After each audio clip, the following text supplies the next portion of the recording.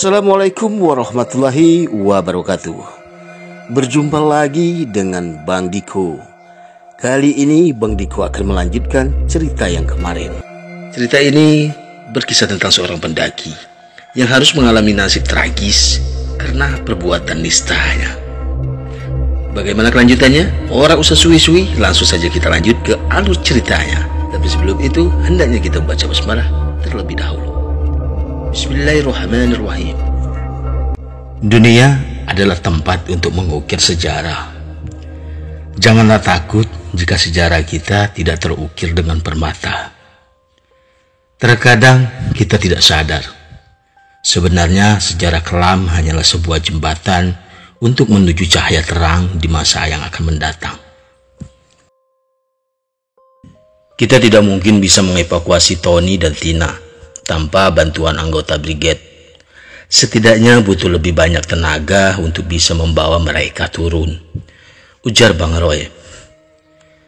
Bang Roy adalah keluarga sepupu Tony. Lagi pula, beliau jauh lebih tua. Apapun keputusannya, aku harus terima. Yang penting saat ini, Tony harus segera mendapatkan pertolongan secara medis. Lakukan yang terbaik, Bang, ucapku. Bang Roy mengeluarkan ponselnya. Dia meminta bantuan anggota brigade. Memang mereka bertanggung jawab penuh atas apa saja yang dialami oleh pendaki. Mereka akan datang besok hari. Lagi pula ini sudah jam 9 malam. Apalagi hujan belum seutuhnya reda. Kita harus segera mendaki untuk memberi pertolongan pertama sesuai arahan dari mereka. Bang Roy segera membereskan semua peralatan. Beruntung beliau membawa jas hujan serep. Mungkin karena jas hujannya terbuat dari bahan plastik, jadi dia membawa double. Aku hanya memberi anggukan kepala sebagai isyarat. Kamu pakai ini, kita akan segera mendaki. Kasihan mereka, timpal Bang Roy sembari menyodorkan jas hujan serep itu. Aku pun memakainya. Setelah semua dirasa sudah beres, kami memulai pendakian. Kali ini misi kami berbeda dari sebelumnya. Jika kemarin tujuannya ke puncak Merapi, tapi tidak untuk kali ini. Tujuan kami hanya satu, yakni mengevakuasi Tony dan Tina. Tepat jam 9:15, kami menerobos kegelapan malam ditemani rintik-rintik hujan yang belum juga kunjung reda. Beruntung hujan kali ini tidak disertai angin kencang. Jadi kami tidak perlu takut akan tertimpa dahan-dahan yang terlepas dari batangnya. Bang Roy memang asik. Di sepanjang perjalanan, beliau tidak henti-hentinya bercerita perihal alam, sejarah, sampai kisah-kisah yang melegenda. Salah satunya kisah pertempuran hebat antara si Pahit Lidah dan si Mata Empat. Aku tahu tujuan Bang Roy bercerita, agar aku tidak terlalu terhanyut dalam kelelahan yang kian menyiksa. Cerita-cerita Bang Roy berhasil membuat pendakian kami tanpa jeda. Aku menjadi termotivasi dan lebih bersemangat. Walau sebenarnya langkah kaki mulai gontai. Lelah sudah tidak bisa diuraikan dengan kata-kata. Apalagi hawa dingin mulai terasa. Aku tidak boleh menyerah. Seberapa tersiksanya tubuhku saat ini, tidaklah seberapa bila dibandingkan dengan kejadian yang dialami Tony dan Tina. Cahaya headlamp mulai terlihat meredup. Di tengah hujan yang masih terus saja mengguyur, membuat tubuhku menggigil karena rasa dingin yang menyergap. Sesekali juga terdengar suara gemeratak akibat gigi yang bergesekan. Kepalaku terasa berat. Hal itu membuat konsentrasi mulai dipertaruhkan. Jalur yang tadinya dihiasi sedikit akar, sekarang lebih dominan akar dan sedikit tanah. Hujan yang belum kunjung reda membuat kami menggunakan tenaga ekstra untuk melaluinya. Entah sudah berapa lama pendakian kami. Jalur yang tadinya dihiasi oleh akar pepohonan dan sedikit tanah, kini berubah menjadi bebatuan merah dengan jurang yang curam. Di sini Bang Roy memperingatkanku untuk berjalan lebih hati-hati lagi, karena bebatuan ini sangat licin. Beruntung hujan tidak lagi menghiasi perdakian kami. Sepertinya Bang Roy tahu kalau tenagaku mulai habis. Terlihat dari caranya yang berhenti setelah 3 langkah. Setiap pemberhentiannya juga beliau selalu mengulurkan tangan untuk membantuku. Seketika aku berandai-andai, mungkin pendakian pagi tadi akan terasa lebih hangat bila bersama Bang Roy. Tidak beberapa lama lagi kita sampai ke Cadas.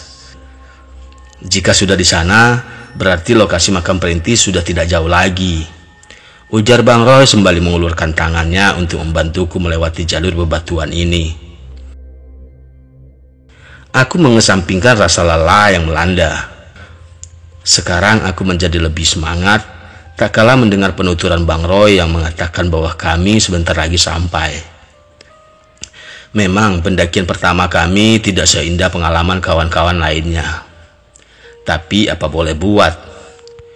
Mungkin ini adalah permintaan dari garis takdir yang telah ditetapkan oleh Tuhan.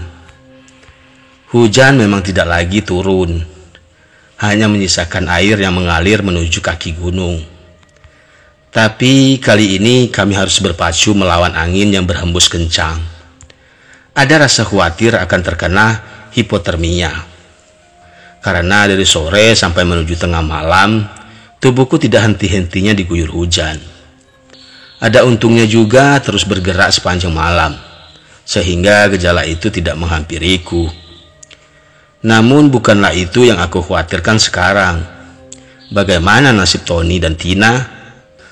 Diguyur hujan semalaman hanya berlandaskan selembar kain yang aku berikan tadi. Ditambah lagi embusan angin kencang karena berada di puncak gunung. Sudah dapat dipastikan betapa tersiksanya kedua temanku itu. Aku kagum dengan Bang Roy.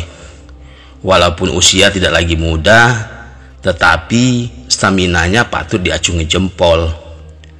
Lagi pula beliau orangnya sangat sabar. Mungkin karena dia taat beribadah, sehingga jiwanya bisa setenang itu. Kami pun akhirnya telah memasuki area Cadas. Karena lokasi makam perintis sudah tidak jauh lagi, di sini kami berhenti sejenak hanya untuk minum saja. Dirasa waktu beristirahat sudah cukup, kami pun segera melanjutkan pendakian kembali. Benar saja, tidak lama kami akhirnya sampai di makam perintis. Bang Roy tidak henti-hentinya mengucapkan kalimat istighfar saat melihat posisi Tony dan Tina masih dalam keadaan tubuh yang menyatu. Sementara Tony dan Tina kami temukan masih dalam posisi di atas makam perintis. Mereka sudah dalam keadaan tidak sadar diri. Bang Roy lalu memeriksa keduanya. Mereka terkena hipotermia. Kita harus membuat perapian untuk menghangatkan tubuhnya. Kita juga harus membuat tenda lalu memindahkan Tony dan Tina dari atas makam ini, ujar Bang Roy. Aku dan Bang Roy menutupi tubuh Tony dan Tina dengan terpal. Lalu kami mencari lokasi yang agak landai untuk membuat tenda. Karena memang tempat ini termasuk tebing Cadas, jadi agak susah mencari tempat yang cocok untuk memasang tenda. Apalagi Bang Roy menginginkan lokasi yang ada pepohonan agar dapat melindungi diri dari terpaan angin. Tio, sebaiknya kamu berganti pakaian, takut nanti kamu terkena hipotermia, ujar Bang Roy. Kamu mau kemana? Memangnya peralatan kalian tidak di sini? Sambung Bang Roy dengan pertanyaan. Beliau nampak heran melihatku yang berjalan ke arah puncak gunung. Di pelataran, jawabku. Bang Roy seperti terkejut mendengar penuturanku yang mengatakan bahwa peralatan kami berada di pelataran. Jadi kalian sudah sampai pelataran? Bagaimana Tony dan Tina bisa berada di sini? Sedangkan jarak makam ini ke pelataran lumayan jauh, pungkas Bang Roy. Entahlah Bang, bagaimana ini terjadi, yang jelas aku menemukan mereka di lokasi ini, jelasku. Berarti mereka memang sengaja mencari lokasi untuk berbuat seperti ini, ungkap Bang Roy. Mungkin, jawabku singkat. Aku pun berlalu menuju ke pelataran seorang diri untuk mengambil semua peralatan kami. Sedangkan Bang Roy menyibukkan diri mencari lokasi yang tepat untuk membuat tenda. Namun kali ini ada yang aneh. Entah mengapa sepanjang perjalanan menuju pelataran bulu kudukku berdiri. Aku seolah merasakan ada yang mengikuti dari arah belakang. Aku tetap melanjutkan pendakian sembari berusaha agar tidak menoleh ke belakang. Karena kata orang, jika kita menoleh, hal itu akan membuat rasa takut menjergap. Jalur yang basah ditambah lagi harus melintas di celah-celah akar pohon yang gustur tanahnya berbatuan kerikil, membuatku berjalan sangat hati-hati. Karena jika terjadi sesuatu tidak ada yang menolongku. Tidak lama sampailah aku di puncak Dempo. Oh ya, Gunung Dempo memiliki dua puncak. Yang pertama puncak Dempo sendiri. Terus yang kedua puncak yang lebih tinggi, yaitu puncak Merapi Dempo. Aku lega, karena jika sudah berada di puncak Dempo itu berarti pelataran sudah tidak jauh lagi. Di sini jalurnya sudah landai, hingga tidak lama aku tiba di pelataran. Aku sempat mencari keberadaan tenda. Malam yang semakin larut ditambah cahaya headlamp mulai meredup, membuat pandanganku terbatas. Aku mempercepatkan langkah, kala melihat dua tenda berwarna merah dan hijau. Setelah sampai, aku pun masuk dan berganti pakaian. Namun saat aku sedang berada di dalam tenda, indera pendengaran seolah menangkap suara seseorang sedang menggerutu kesal dari arah luar. Aku capek. Kenapa aku berada di sini? Jauh-jauh meninggalkan rumah hanya untuk menyiksa tubuh. Aku pun menengok keluar tenda dengan posisi separuh tubuh masih berada di dalam. Aku pun celingukan mencari keberadaan suara tersebut, ditemani cahaya headlamp yang melekat di kening.